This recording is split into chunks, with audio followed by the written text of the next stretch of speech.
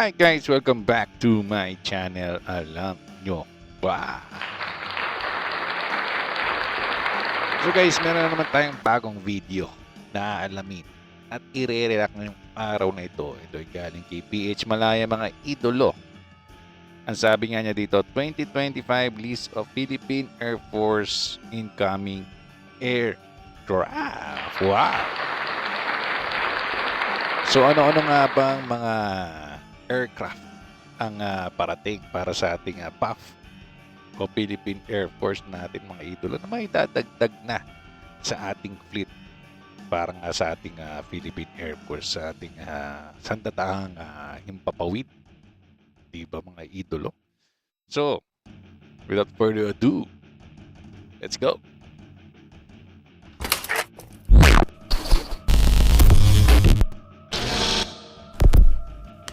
Welcome back to our channel.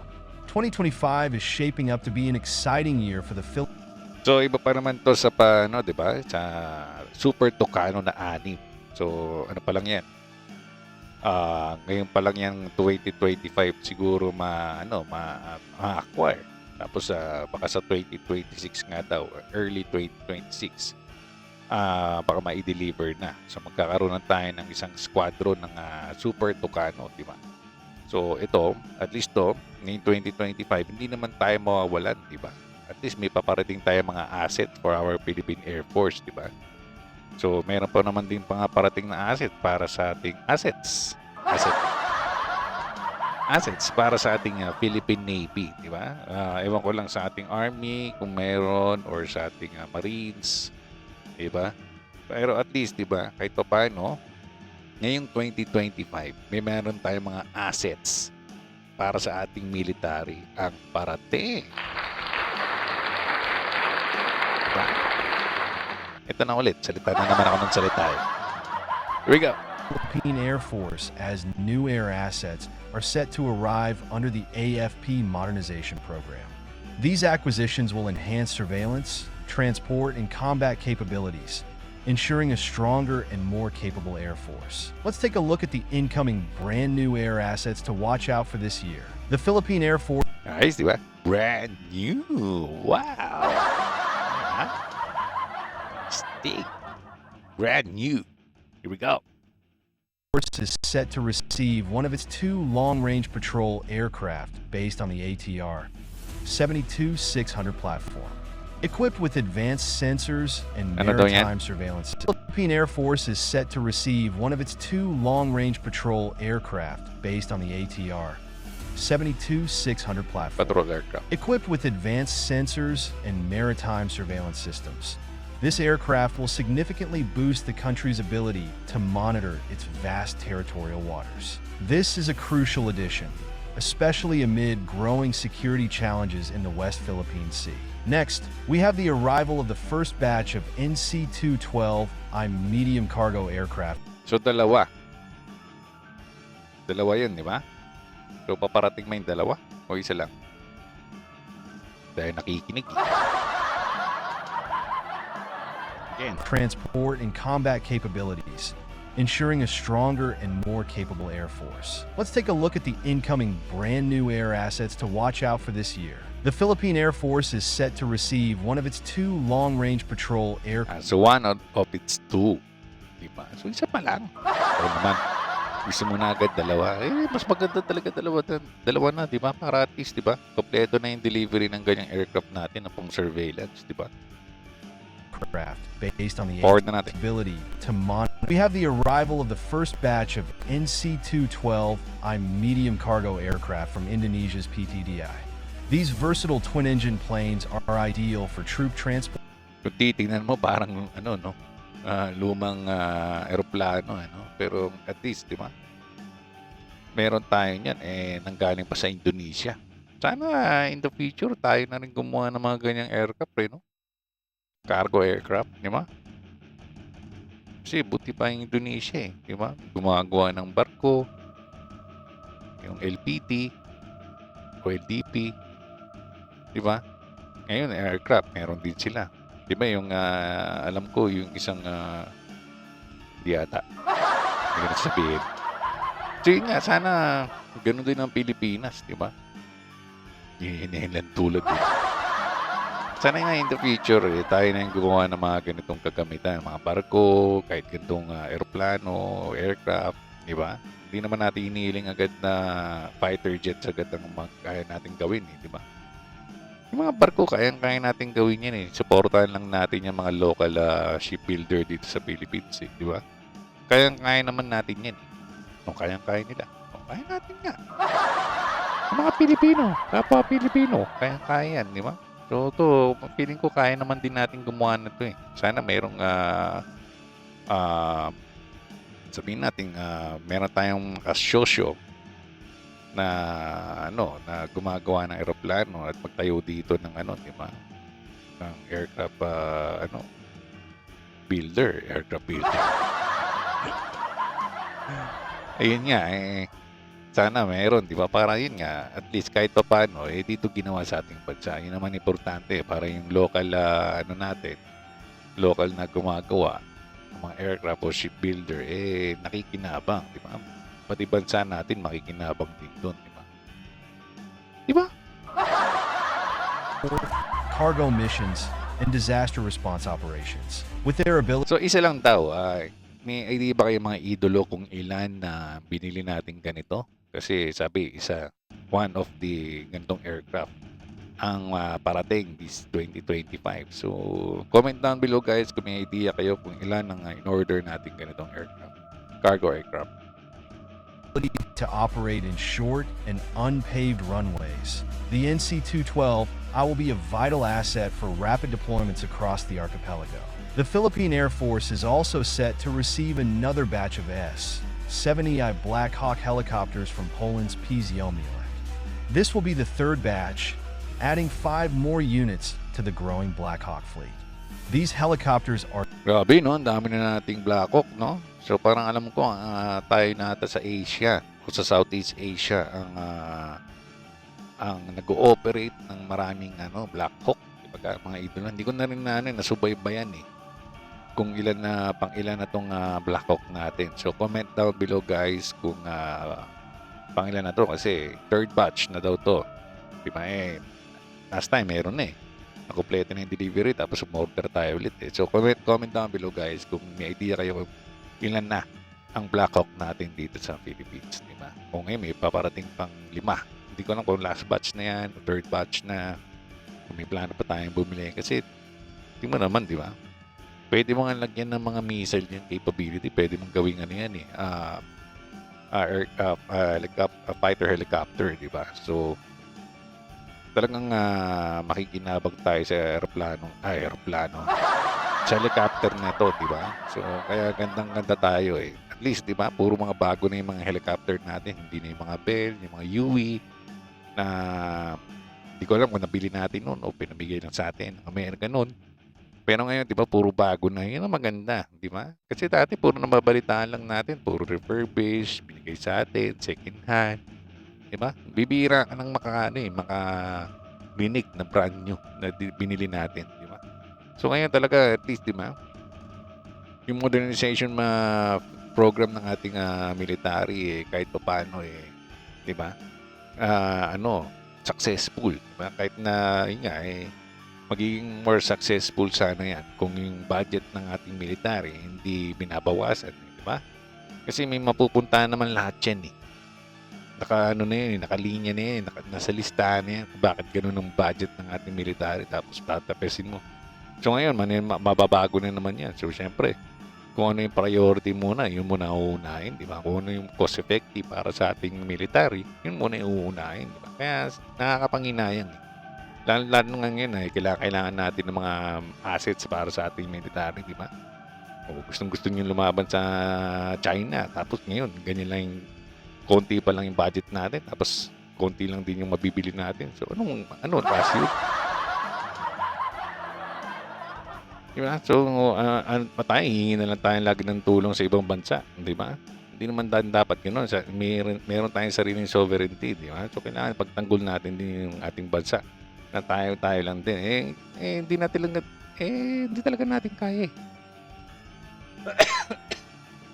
Excuse me po. Sorry, naubo ko. Teka lang mga idol. Kaya yun nga eh, di ba? Pero wala eh, wag ganun talaga. Dahil nga number 2, number 3, ang kalaban natin eh talagang hihingi talaga tayo ng hihingi ng tulong sa ating mga ka-allied. Pero syempre, dapat meron din tayong sariling kagamitan. Kasi para hindi tayo nabubuli. Kasi alam nila kung ano yung mga kagamitan natin, eh, di ba? Tapos, yung mga binibili natin, alam naman nila yan. Eh. So, talagang nasa-surveillance na rin tayo ng mga yan kung ano yung mga capability ng ating ng ating armed forces. Diba? Kaya kailangan din talaga na matagdagan. Kaya para hindi tayo mabuli na mabuli. Diba? At kahit paano yung mapagtanggol natin yung ating bansa. Are game changers, capable of rapid troop insertion, medical evacuations, and disaster response missions. The Black Hawk has already proven its reliability in past. Kaya sana makakuha nga rin tayo ng mga medium lift or heavy lift helicopter, yung mga malalaki. Diba? Kasi hindi, parang maliit lang to eh. Hindi naman maliit, pero at least, di ba? Meron tayong medium lift of heavy lift helicopter, di ba? Para mas maraming madala, katulad ng mga sa disaster, yung mga relief goods, di ba? Mga rescue. Eh, hindi nang ganun karami yung papadala natin. Yung isang heavy lift helicopter na lang eh. Ano na yun? Sold na. Kumbaga, sobrang natin mapapakinabangan na talaga yun, di ba? So, sana, yun nga. Kasi sa mga possible na bili nating Philippine Air Force, yung medium lift or heavy lift helicopter. Operations. And these new additions will further strengthen the PAF's mobility and response capabilities. Another exciting arrival is the first batch of Bell 412 EP combat utility helicopters. Known for their exceptional durability and versatility. Parang hindi ko alam to ah. Hindi, ang alam ko lang, yung ina-vlog ko na ata before, yung possible na yun nga, yung galing Japan na Bell. Diba? Anong pangalan na ito? Exciting arrival is the first batch of Bell 412 EP. Subaru Bell 412 EPX. Diba? Yun ang alam ko na yun nga, possible na ibigay sa atin mga refurbish or second hand. Kaya hindi pa naman natin natatapos tong video na to eh. Kung brand nyo ba to o yun nga, possible yun nga. Salta ka sa mga salita agad.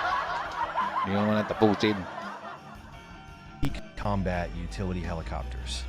Known for their exceptional durability and versatility, these helicopters will support combat, transport, and humanitarian missions. With modern avionics and enhanced performance, the Bell 412 EP will play a key role in ensuring the Air Force remains agile and. Pero iba talaga tong Bell eh, no? Kahit na yung mga gamit pa natin noon eh, talagang napakinabangan natin, kaya sobrang tibay nitong Bell helicopter talaga eh, no?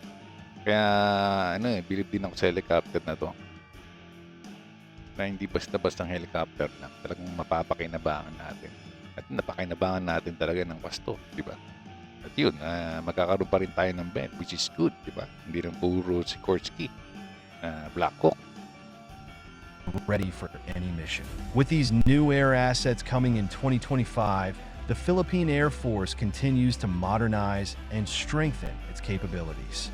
From long-range patrols to air mobility and combat support, these aircraft will play a vital role. Yun, so sana matuloy yung yung FA-50 natin. Sana yung Block 20, kunin yung mas advanced, diba, na light fighter jet natin. At yung ating multi-role, matuloy na rin sana, diba? Kung F-16 ba yan, o yung sa Korea, diba? O ano pa ba yung isa? Hindi ko rin o yung Gripen, yan. Huwag mong kalimutan yung Gripen, syempre, diba? So, yung sa India, di ba? Nag-offer din sila or sa Europe, European fighter jet nila, di ba? So, syempre pipiliin natin yung cost effective din, syempre.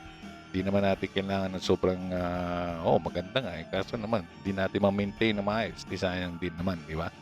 Kaya kailangan yung pantay din ng kakayahan nila, munang ability ng advanced fighter jet, at least cost effective, ma-maintain natin ng maayos yan. Siyempre, hindi mo naman kailangan bibili ka lang yan tapos hindi mo i-maintain. So, kailangan ganun talaga. So, yun. So, ang dami pa natin mga assets na hihintayin for our Philippine Air Force, di ba? Nakakapanabik. In safeguarding the nation's skies and maritime territories. What do you think of these upcoming additions? Let us know in the comments below. So yun pa, ano pa mga kailangan bilhin pa ng ating Philippine Air Force? Yung Agusta. Yung anti-submarine na helicopter din. Kasi di ba marami tayong parating na assets na yung dalawang frigate natin na Malvar, saka yung Diego C lang ba yun, if I'm not mistaken, di ba? So kailangan meron din silang sarili-sarili helicopter. Tapos meron pa tayong yung landing dock platform na galing tawag dito, galing sa Indonesia. Di ba? So, 4 na yun, plus 4 pa. Di ba? So, may parating pa tayong 6 na siya, OPP. O, plus 6 pa yun.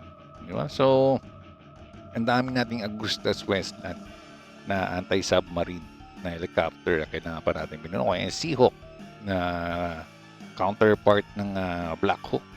Diba? So, yun yung mga possible na bilhin natin in the future, di ba? For our Philippine Air Force. Para yun nga hindi, yung Agusta naman for Philippine Navy, di ba? So, ganun kasi air assets naman din yan. So, kailangan din talaga ng Philippine Navy kasi pang anti-submarine nga yan. Parang nabibilang din sa Air Force din. Pero Navy sila, syempre. Kasi yung papawid So, yun. So, yung mga kailangan bilhin din ng mga air assets ng ating ng ating army. Di ba? So, hindi lang nabanggit dito kung mga ilan, di ba? Yung mga for delivery lang. Hindi lang banggit kung ilan ba binili natin o ilan yung mga parating. Di ba? Yung sa una lang kasi 2 lang yun. So, yung una, parating pa lang, di ba? So, yun lang naman na nakulang natin. Magre-research pa tuloy tayo, di ba? Pero okay din naman kasi nakikigamit na nga tayo ng video, nagre-reklamo ka pa. So, search na lang tayo mga idolo, pati po kayo mga manonood ko. Mag-search na lang din po tayo kung ilan mga assets natin ang binili natin. Yun nga, kung ilan yung parating, at least alam na natin kung ano yung mga parating para sa ating Philippine Air Force. So yun, so maraming salamat PPH Malaya mga idolo sa kanyang video. Nalagay ko po sa description down below ang full video na to, pati po kanyang YouTube channel mga idolo. Huwag niyo po kalimutan na mag-subscribe po sa kanya. At syempre rin po, huwag niyo rin po kalimutan na mag-subscribe din po sa aking channel. Hit niyo po yung notification bell at yung like button mga idolo. At huwag niyo rin po kalimutan na i-follow din po ako sa aking Facebook page na Alam Nyo Ba. So guys, dito na po tayo nagtatapos. Maraming salamat po sa lahat. Ingat po tayo lagi and God bless us all. Bye-bye.